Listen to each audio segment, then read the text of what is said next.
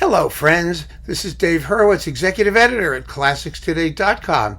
You know, it says something about the times in which we live that an independent label like Hänssler can turn out a 60 CD box in addition to their complete works of J.S. Bach, in this case devoted to the works of his son, Carl Philipp Emanuel Bach, that is CPE, who he will henceforth be known as. I mean, it's incredible. It's just incredible. And not only do you have 60 discs of CPE Bach's music in here, but it costs just a tiny bit more than $1 a disc. I mean, it's a steal. It's absolutely a steal, especially consider the exceptionally high quality of the performances and the sonics and the engineering. It's just amazing. And this is actually the successor box, because there was a previous box, 54 CDs, and this includes another 6 discs, mostly piano concertos with Michael Risha, and we'll be talking about some of those. I have some samples to play you. So if you have the 54 CD previous box, do not spend money again getting this one. For the extra 6 CDs, you can get the piano concertos with Michael Risha separately, and you can get some of the other things that may be in here. If you think I'm going to sit around and compare and see what 2 little sniglets one has and the other has, guess again. But if you don't have this, this is it. I mean, there will never be a finer recorded collection of CPE Bach, probably in our lifetimes. I mean, there is a complete edition of his scores being published by the Packard Humanities Institute, so you can actually get all of the music online and follow it along for free, which is just astonishingly fabulous, if that interests you. And I have to say, the box makes the perfect complement to my book, CPE. Here it is, A Listener's Guide to the Other Bach. It turns out that the CDs that originally came with this book, I think right now they're doing downloads. The publisher, that is, which is Roman and Littlefield, is doing downloads. But however they're doing it, they come from this edition. So if you like what you hear, then this is the box to get. And all of the music that's in here, or just about all of the music that's in here, is discussed in the book as well. So you can have an entire extravaganza devoted to CPE Bach. And let me tell you something, he is worth the extravaganza. CPE Bach was much more famous in his lifetime than his dad ever got, and there's a good reason for it, because he was an absolutely fabulous composer. He, after his death, he basically was, wiped off the face of the musical earth, except for a couple little keyboard pieces here and there. And he's seen as a transitional composer, somewhere between his dad and the style of the Viennese classics. But that's a totally wrong way to look at him, because his art was a fully mature, fabulously well-developed, totally brilliant. He was known in his lifetime as an original genius, and he was a genius. His music is great, all by itself and all for itself, because there's something a little bit, it's a mismatch to go from J.S. Bach to Haydn, Mozart, and Beethoven in Vienna, because these styles were entirely different. The North German style of composition was not related in any specifically direct way to what later came in the Viennese classicists. That was a completely different school of composition. And CPE Bach belonged to that northern school, which had its own development, its own genesis, and its own history, basically, more or less. They only sort of came together quite a bit later in the 19th century, as people began to be conscious of the lines of history, and the idea of classical music, where you had to weed out the stuff you didn't want to listen to anymore, began to gain currency, and we had to narrow down the earlier music that people were willing to hear. But CPE Bach was his own great style and composer, and it's just all wonderful. And I'm just going to show you how, because I've got a whole pile of musical examples that I can play. So let me tell you what's in here. I'm going to do it fairly roughly, because I am not going to talk about every piece that's on these 60 CDs. There are hundreds and hundreds of pieces. I mean, there are hundreds of works that he wrote. But the first 26, I think it is, CDs here, Let me see here, 22, 32, 40 down to, yeah, the first 26 CDs consist of all of his keyboard music. Fabulously well played. There it is, yes. Fabulously well played by Ana-Marija Markovina, who is just a terrific pianist and who took on this unbelievable project and succeeded admirably. I just have two samples to play you out of all of this music. You know, you've got basically sonatas. For the most part, three movement sonatas, and there are like hundreds of them. And then you have rondos and fantasias, and there are variation sets, there are character pieces named after himself and other people. There's all kinds of stuff.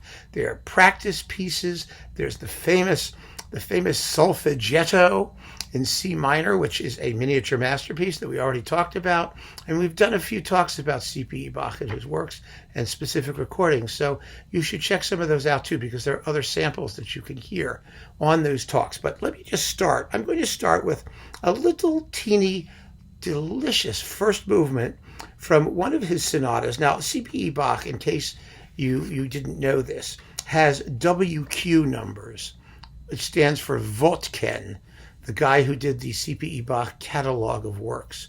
So mostly, and there's also a whole other numbering system, H numbers for Helm. And you may see both of them. But generally speaking, the universe goes by WQ numbers. And so you should know that. And one of the things he did was publish his sonatas mostly in sets of 6. And they were for different purposes. I mean, some are known as the Prussian sonatas, the Württemberg sonatas, because he was the keyboardist of Frederick the Great of Prussia. Hence, when his dad came to visit him and wrote the musical offering, remember that famous episode in the history of Western music? But he also wrote sonatas with varied reprises and keyboard pieces, for beginners. And, he published them. He was his own publishing industry. And he made a living at it. He actually made a living as a composer publishing his own stuff. And one of the series he wrote that was quite popular in his day were what he called the Damensonaten, the sonatas for ladies. And these were supposed to be suitable to the fairer sex of the day, being rather simpler in structure and easier in technique than some of the more difficult sonatas. Now, the reality, of course, is that the ladies of the day were often better pianists than the men of the day, and many of them were extremely accomplished. And we know this from Haydn's sonatas, which are incredibly virtuosic and were written for performers who were almost entirely female and who were amazing players. But music was, of course, performed in the home back in the day, not so much in concerts. And the people who played it, as often as not, were women. And there was a market for fair to midland talented women playing top quality music. And so I want to play you the opening movement of the sonata in number 6. It's in A major. The first movement is marked Allegro di molto. It's only 1 minute and 46 seconds long. It's quite short, but it's a run-on sonata. The movements are linked together, so it forms up into larger units. But I just think this is one of those pieces that goes to show that CPE Bach could write for a market and could write for a target audience and could write in a simpler style, but he didn't compromise his sense of imagination or fantasy, because the music is just marvelously quirky and full of character. So here is that opening movement of the sonata number 6 of the Damen Sonata, the sonatas for ladies.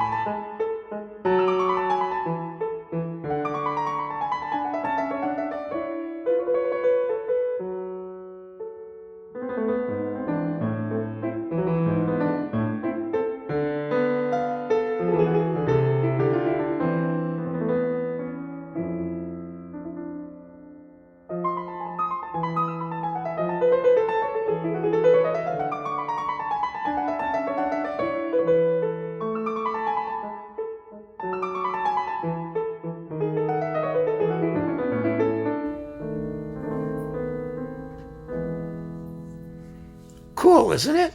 I mean, I just love the contrast between that sort of slinky waltz type thing and the triplet pattern that comes before it. It's just wonderful music, absolutely wonderful music. But there are an entire pile of sonatas, probably about 100 of them, that CPE Bach never published. They remained in manuscript for his entire career. He kept them. He kept them for his own personal use. And, he had told his friends that he didn't publish his best music because he felt that people wouldn't be able to understand it, or maybe it was a little bit too advanced or a little bit too quirky and fantastical. And I want to play one of the ultimate sonatas that fits that category. So this comes from Vodken 65. Now, Vodken 65, I'm looking at this thing, I think has about 50 sonatas in it. It's a big Vodken clump. And yeah, it has 60 sonatas, and it's sort of like all of the unpublished sonatas that were sitting around after he died. There's a whole nother big clump of them too that were unpublished, but this one is Vodken 65, number 17. Pardon me. Yes, number 17. It's in G minor, and this is one whacked out piece. It is so cool. It almost sounds like jazz in places. It's full of amazing harmony. And I'm going to play the whole finale without repeats, just straight through without the repeats, because most of these sonata movements are in two halves. Both of them get repeated. But to save some time, I knocked out the repeats. And here is the finale of the sonata in G minor, Vodken 65, number 17, played by Ana-Marija Markovina.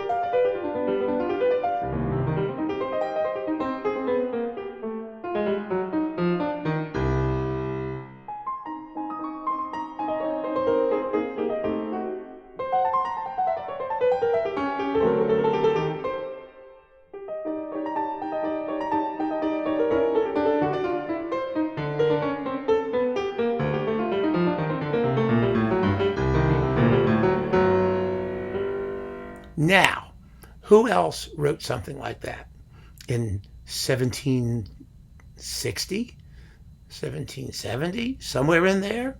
The greatest hits of 1770? I mean, it's just amazing stuff. Completely original and fabulous. So, after we get through the sonatas, we're already up to disc number 26. Yes, we get a bunch of keyboard concertos. And Bach also wrote, I mean, he was the master of the keyboard concerto.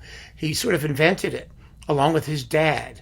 It was a joint venture between the two of them. Nobody knows who did it first, and they probably did it together. And what's so fascinating about CPE Bach's keyboard concertos is that they're so completely different in style from those of J.S. Bach. I mean, totally different. But between the two of them, they invented the piano concerto, or the concerto for keyboard and orchestra. In this case, mostly strings, although later in his career he started adding horns and some other wind instruments. And I want to play you a bit of the famous famous concerto in D minor, which is Wotken 23.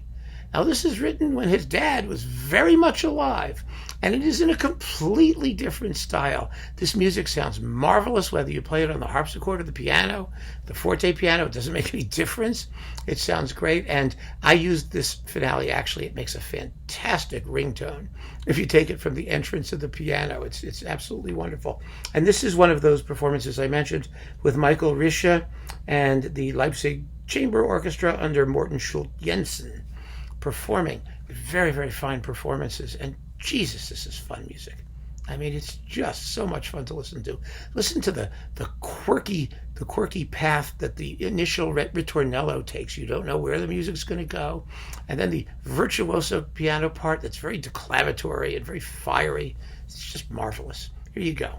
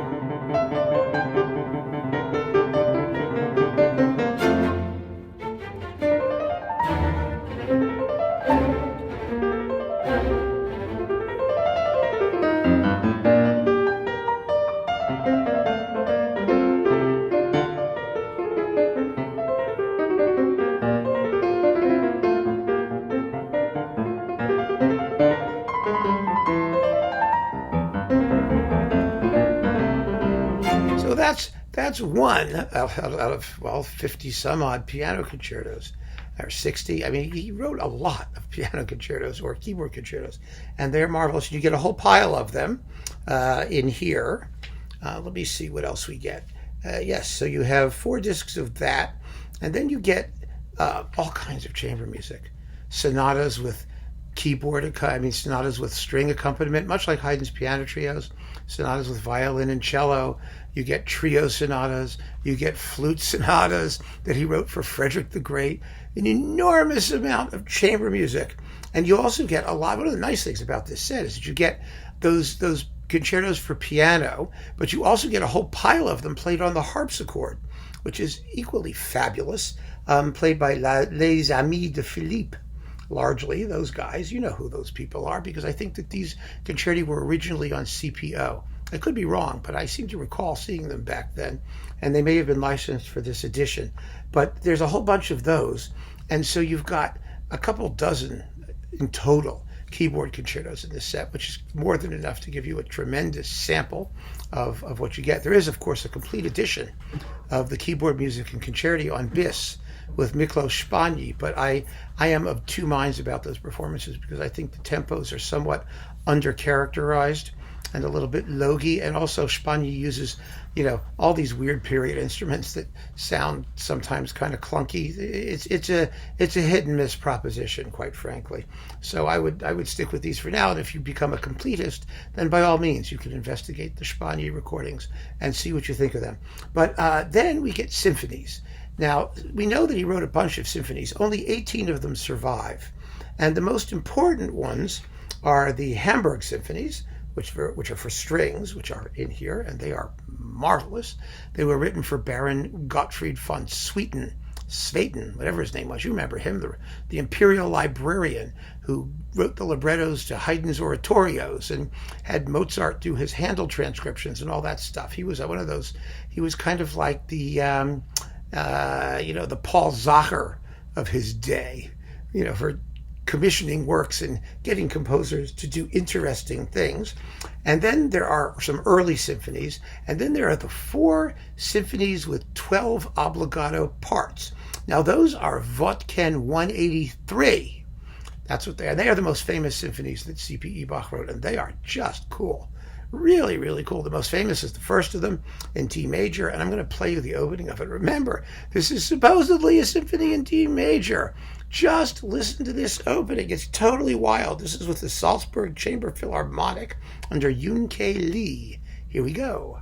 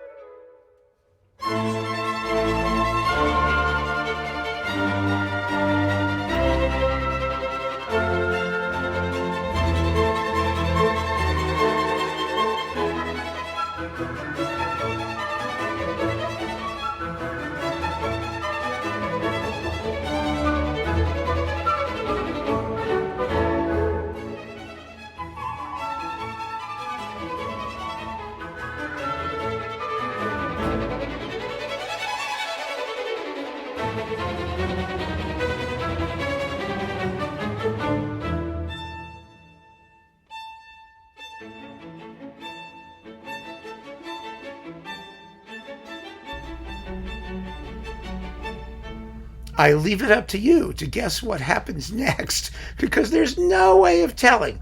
All of his symphonies have 3 movements, often all connected. Usually the movements run onto each other so that you get a really nicely balanced but very emotionally affecting and very unpredictable pile of stuff. So then after the symphonies, we get some more concertos. Now, CPE wrote concertos for cello, for oboe, and for flute. And all of those concertos also exist in keyboard versions. And there seems to be some question as to which ones came first. Probably it was the instrumental non-keyboard version that came first, and then the keyboard versions are adaptations. But you can enjoy them either way. They're great fun either way, and they have different Wotken numbers for the not keyboard versions, because Wotken began life with the keyboard concertos, and so those are all numbered consecutively as the early Wotken 1 through like 60 something or 50 something, and then you jump into other things. So I want to play you a bit of the cello concerto in A minor, which is another one of those really passionate, turbulent pieces with a tremendously fun opening ritornello or orchestral introduction before the solo comes in, and it's just a great piece. This is with Julian Steckel cello and the Stuttgart Chamber Orchestra under Suzanne von Gutzeit. Here we go, the cello concerto in A minor.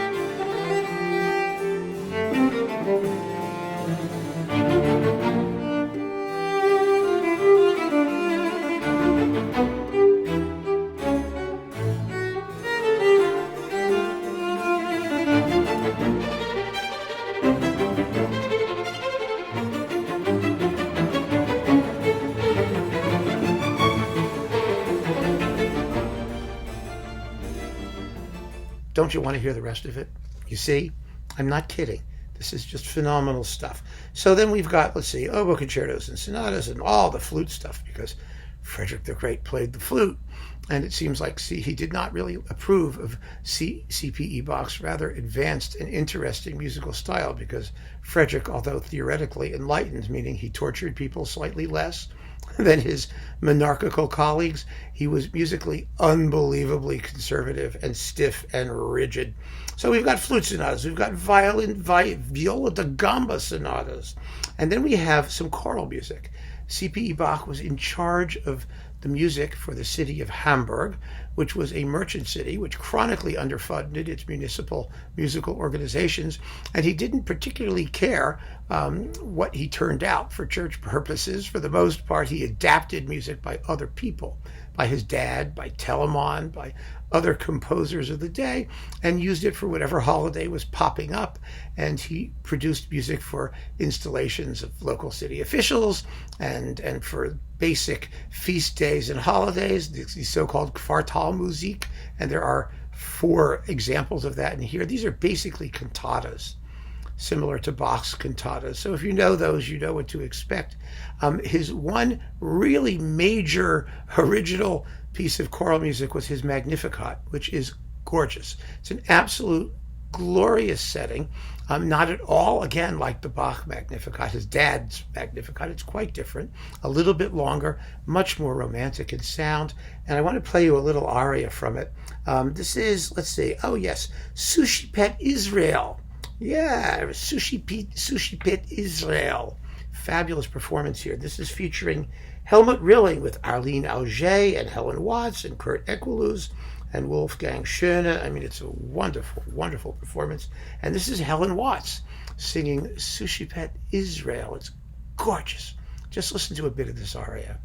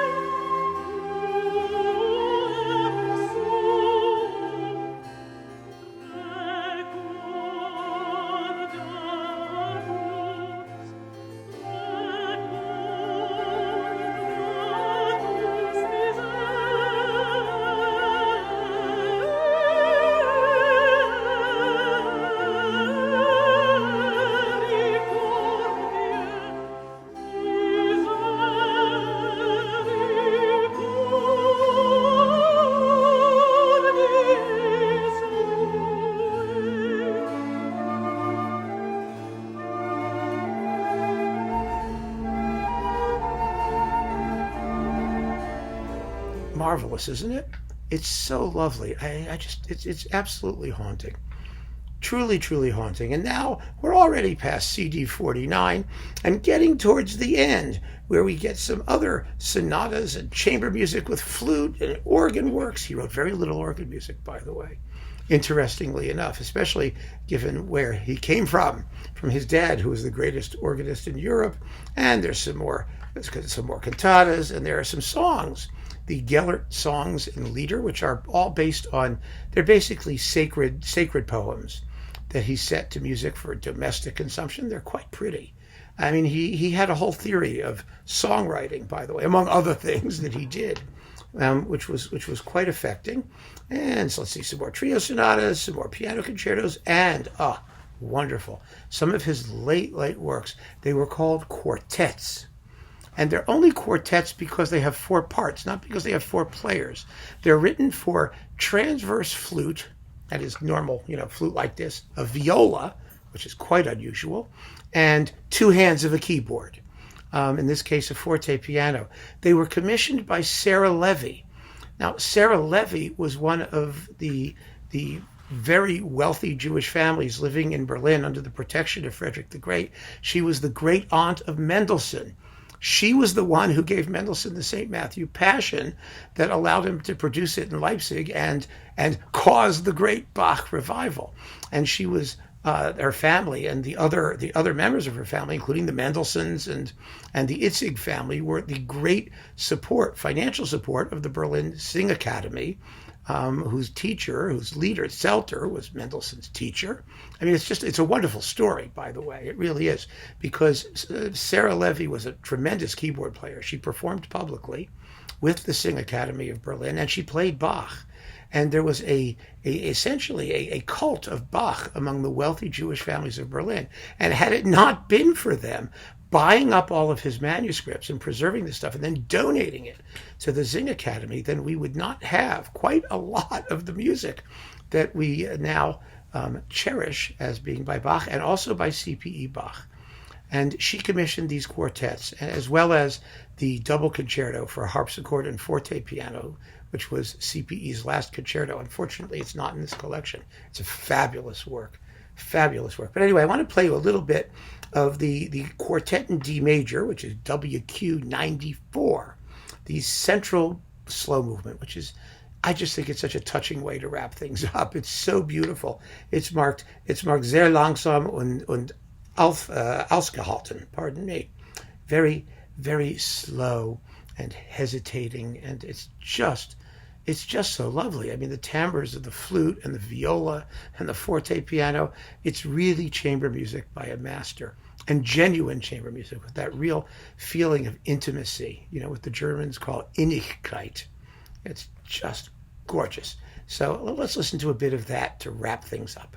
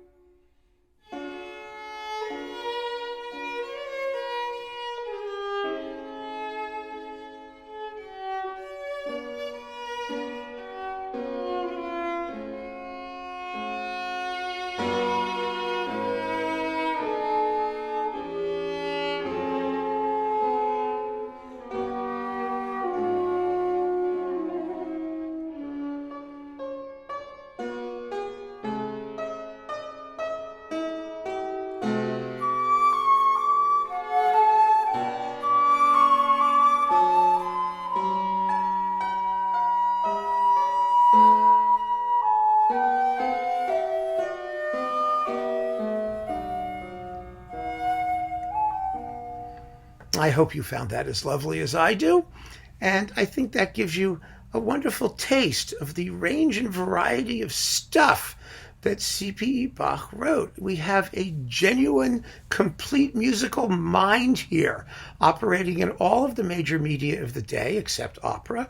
And he was just a great composer who never deserved the neglect into which he fell after his death in the 1780s.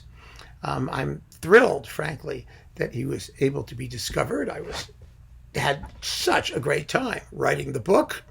It was such a discovery, and it was made possible because the Packard Humanities Institute edition is in progress. It is nearing completion, and because labels like Hänssler really dug in and took all of this music that was being rediscovered and unearthed and published and recorded it and then stuck it in this unbelievably inexpensive and marvelous box. So if you get a chance, you can dip into it anywhere and you're going to find something splendid. You really are. It's one of those wonderful things to have, and it's not a doorstop. You don't just like stick it on a shelf and forget about it. Use it, play it, live it. Keep on listening, folks. Thank you for joining me. Take care.